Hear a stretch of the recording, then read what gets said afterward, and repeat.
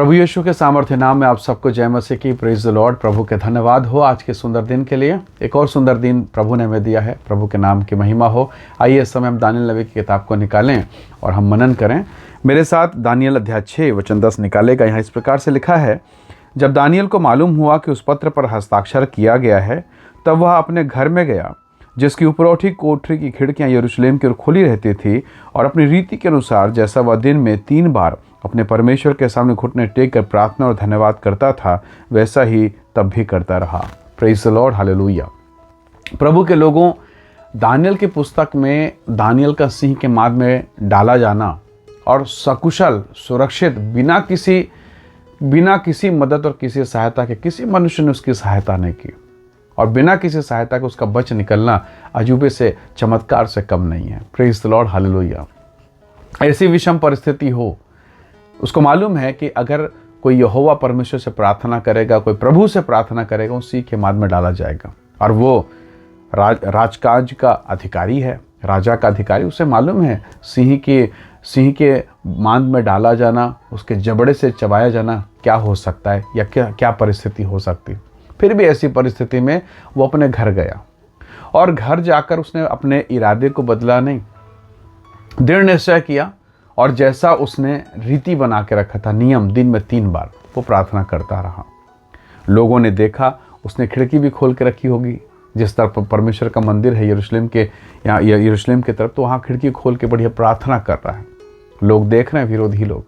और उसकी प्रार्थना फुसफुसाहट या छुप के या दब के या चादर मुंह में डाल के, ऐसा नहीं, या बिस्तर के नीचे छुप के नहीं, जैसा वो करता था वैसा ही करता रहा। विरोधी लोगों ने देखा, राजा से शिकायत कर दी, और राजा उसे अरेस्ट करवाता है, और उसके बाद सिंह के माद में डालना तय था। और ऐसा हुआ उसके साथ में। पर वहाँ भी जाकर मैं समझता हूँ उसने भी शायद दिन में 3 बार, सुबह के समय डाला कि रात के समय उसे सिंह के माद में डाला, या कितने समय मुझे नहीं पता, पर अगर 3 बार है तो वहाँ भी जाकर उसने प्रार्थना किया होगा। हालेलुया।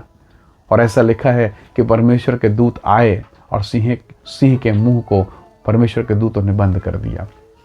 उसने परिस्थिति को देखकर अपना व्यवहार या अपना जो डेली का रूटीन है प्रभु के साथ बातचीत, उसको उसने नहीं बदला।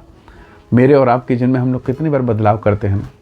यदि आज ज़्यादा काम है, या ऑफिस से मैं लेट हूँ, या फिर काम में मैं लेट हो गया, या मेहमान आ गए, या गेस्ट कोई आ गया है, या मित्र अड़ोसी पड़ोसी आ गया, तो हम अपने प्रार्थना के टाइम को बदल देते हैं। प्रभु कल कर लूँगा, प्रभु परसों कर लूँगा। हम अपने आत्मिक जीवन को टटोलें। हम नहाना खाना बाकी चीज़ों को नहीं चेंज करते हैं। कोई भी आ जाए, वो रूटीन चलता रहता है। पर प्रार्थना के विषय में कभी छोटी कभी बड़ी प्रार्थना, नहीं तो फिर रहने दो वाली प्रार्थना, फिर जाने दो, कल कर लेंगे प्रार्थना, आज तो मीटिंग में बैठ के आए हैं, इतना देर वचन सुन के आए हैं, रहने दो। परमेश्वर के लोगों, दानियेल में और मुझ में क्या अंतर है? दानियेल रीति में चलता था, विधि में चलता था। उसने तय कर लिया कि मैं दिन में 3 बार परमेश्वर से बात करूंगा, मैं दिन में 3 बार प्रभु से मुलाकात करूंगा। वो करता था। सोचिए कि उसने अपने जीवन में कैसे दृढ़ और कठिन निश्चय किया, और इसी कारण सिंह के माद में जब वो डाला गया, वो बचा लिया गया। यदि आज आप अपने जीवन में विधि बना लें, यदि आप अपने जीवन में नियम बना लें, तो शायद शत्रु आपको कहीं भी डाले, चाहे वो अस्पताल का बिस्तर क्यों ना हो, चाहे वो विषम परिस्थितियाँ क्यों ना हो, परमेश्वर आपको निकालेगा। परमेश्वर आप पर दया करेगा, और एक दिन आप कहेंगे कि सर्वशक्तिमान ने अपनी महिमा भेजकर, अपने दूतों को भेजकर मुझे बचा लिया है। परमेश्वर के लोगों, हो सकता है आज इन दिनों में बहुत सारी कठिन परिस्थितियाँ आपको घेर के रखी है, मानो सिंह के माद के समान। उठिए, अभी मौका है, समय बीता नहीं है। उठिए और परमेश्वर के सामने घुटना टेकिए और कहिए, परमेश्वर मुझे माफ़ करें, मैंने वचन को सुना है, प्रभु जी मेरे हृदय को पवित्र करें, ताकि मैं भी दिन में 3 बार प्रार्थना कर सकूं। आप जहां भी, आप कह सकते हैं कि मैं तो ड्यूटी वाला हूं, मैं तो जॉब में हूं, मुझे 3 बार प्रार्थना संभव नहीं है। प्रभु के लोगों, कम से कम शुरू तो कीजिए। आपके अंतःकरण में प्रभु की प्रार्थना शुरू तो हो जाए, परमेश्वर से मिलने की इच्छा तो शुरू हो जाए। जब आप मन में विचार ही करेंगे, परमेश्वर अपना काम शुरू कर देंगे। हर एक उस बंधन से प्रभु छुड़ाना जानता है। मैं तो मनुष्य हूँ, मैं साधारण मनुष्य हूँ, परंतु वह सर्वशक्तिमान परमेश्वर है, और वो अपनी महिमा आपके जीवन में प्रकट करेगा। जो दानियेल को निकाल सकता है, जो शद्रक मेशक को निकाल सकता है, आपको भी निकाल लेगा। पौलुस और सिलास आधी रात के समय, जब उनका शरीर लहूलुहान है, बेटे मारे गए, पाँव में काट ठोक दिया गया, तब भी वो उठे और अपनी रीति के अनुसार, अपने नियम के अनुसार स्तुति, आराधना, प्रार्थना कर रहे हैं। लिखा है, फुसफुसा के नहीं, जोर से करें। लिखा है, कैदी उसके सुन रहे थे और कैदियों ने एक बात और सुना, और वो था बंदी गृह में जोरदार धमाका, भूकंप हो गया, सारे बंधन खुल गए। Praise the Lord.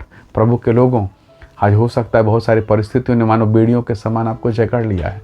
दुआ कीजिए, प्रार्थना कीजिए, चाहे आप घायल अवस्था में हो, चाहे पीड़ित अवस्था में, और तब एक धमाका होगा, और वो धमाका आनंद का होगा, वो धमाका छुटकारे का होगा। स्वर्ग का परमेश्वर आपको आशीषित करेगा, आप अपनी परिस्थितियों से बाहर निकलेंगे। प्रभु आपको आशीष दे, अनुग्रह दे। इन बातों को समझने में परमेश्वर मेरी और आपकी सहायता करे। आइए दुआ करें। सर्वशक्तिमान परमेश्वर पिता, मेरे प्रिय भाई बहन के जीवन को छूकर आशीष दे, चाहे वो किसी भी बंधन, पीड़ा, वेदना में क्यों ना हो प्रभु, वे यीशु के नाम से निकलने पाएं, और इनके जीवन को छू, अनुग्रह कर, आशीष और दया और कृपा को प्रकट कर। पिता, आपके अद्भुत प्रेम के लिए आपका धन्यवाद करते हैं। अपने स्वर्गीय महिमा से परिपूर्ण करें। हम सब बातों महिमा आपको देते धन्यवाद के साथ विनती प्रभु यीशु के नाम से मांगते हैं। पिता, सुनिए और दया से ग्रहण कीजिए।